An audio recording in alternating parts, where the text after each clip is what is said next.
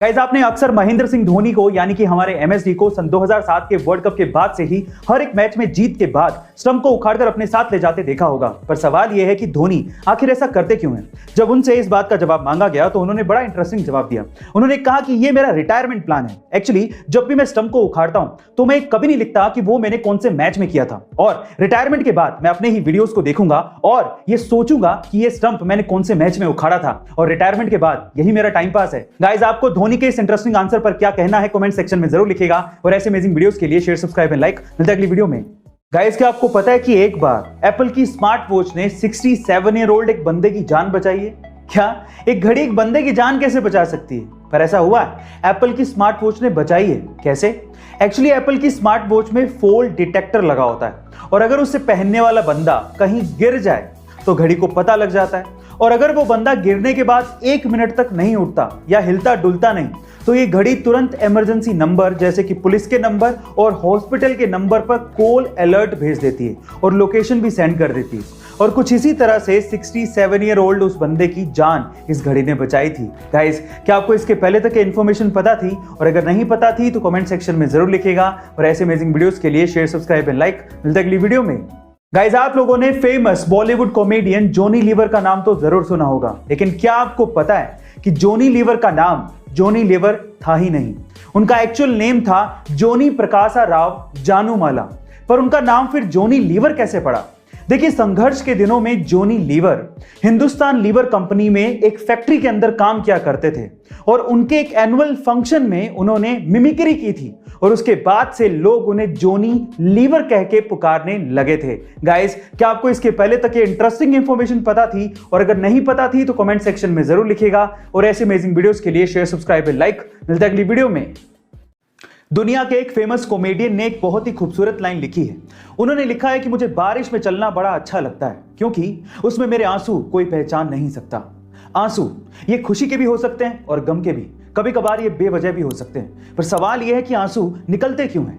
देखिए, हमारी आंखों के ऊपर लैक्रिमल ग्लैंड नामक एक जगह होती है जहां पर ये आंसू बनते हैं और इकट्ठा होते हैं, लेकिन जब ये हद से ज्यादा बन जाते हैं तो ये हमारी आंखों से तो निकलते ही हैं, हमारी नाक की नली में भी चले जाते हैं, जिससे हमारी नाक बहने लगती है। गाइस, क्या इसके पहले तक ये इंटरेस्टिंग फैक्ट आपको पता था? और अगर नहीं पता था तो कमेंट सेक्शन में जरूर लिखिएगा, और ऐसे अमेजिंग वीडियोस के लिए शेयर, सब्सक्राइब एंड लाइक। मिलते हैं अगली वीडियो में। मान लीजिए कि आपको किसी वजह से हवाई जहाज से बिना पैराशूट के कूदना पड़े, या फिर आपके पास पैराशूट है लेकिन वो हवा में खुल ही नहीं रहा है। इन दैट केस क्या आप अंदाजा लगा सकते हैं कि आप कहां गिरें ताकि आपकी जान बच जाए?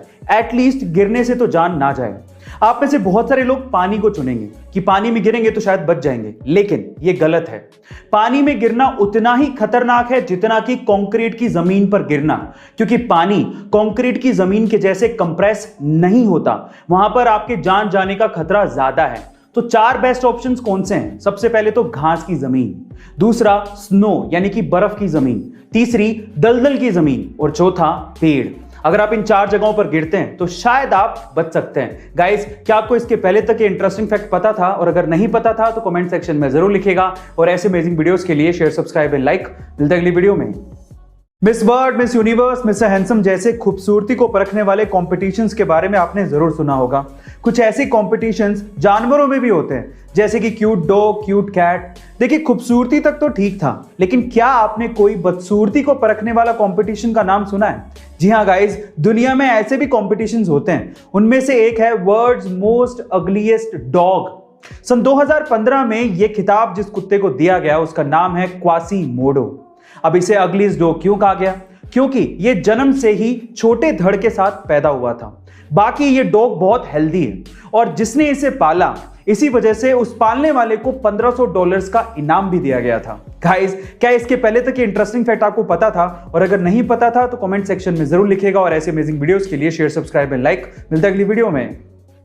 जिंदगी में सक्सेस को पाने के लिए बहुत से फेलियर से गुजरना पड़ता है, बहुत से रिजेक्शंस को सहन करना पड़ता है, तब कहीं जाके इंसान उस मुकाम पर पहुंचता है जिस मुकाम के सपने वो खुली आंखों से देखा करता था। कुछ ऐसा ही हुआ जुबिन नौटियाल के साथ। आज से ठीक 10 साल पहले सन 2011 में जुबिन नौटियाल एक्स फैक्टर नामक एक टैलेंट शो में ऑडिशन देने के लिए पहुंचे थे, लेकिन शायद वो उनका दिन नहीं था। वो बहुत ज्यादा नर्वस थे, इस वजह से वो उस लेवल का परफॉर्म नहीं कर पाए जिस लेवल की उनसे उम्मीद थी, और इसी वजह से सोनू निगम ने उन्हें रिजेक्ट कर दिया। मेरी तरफ से ना है।